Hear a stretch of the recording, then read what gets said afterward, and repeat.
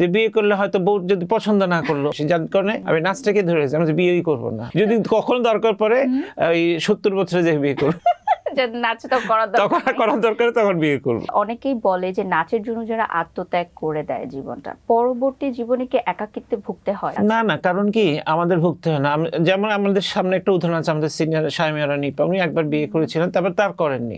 তুমি তো নাচ নিয়ে আছেন, কেন কি এই যে আমাদের নাচে শিখাচ্ছি, স্টুডেন্ট শিখাচ্ছে, এরাই আমার ছেলে মেয়ে মনে করি, যার জন্য একাকিত্বটা লাগে না, মানে এটাই আমার ফ্যামিলি। সকাল থেকে কিভাবে রুটিনটা মেনটেন করে? এখন তো একটা অভ্যাস হয়ে গেছে যে ফেসবুক নিয়ে টিপাটিপি, আর কিছুটা সবারই মনে হয় আর টিভি মোটামুটি দেখা হয় খুব কম, মানে দুই একটা সিরিয়াল আমার খুব পছন্দ ইন্ডিয়ান, ওই দুই তিনটা দেখি, আর কিছু না, মানে ওই খবরও দেখি না, খেলাও দেখি না, কিছু না। তারপর কি করা? বিকেল বেলা ফ্রেন্ডদের সাথে আড্ডা মারি। ফ্রেন্ডের তালিকায় কি শুধু নাচের শিল্পীরাই? অন্যান্য অঙ্গন আছে, কিন্তু নাচের শিল্পীরাই বেশি, কারণ আমার সাথে ওই নাচের শিল্পীদের মন মানসিকতা মিলে।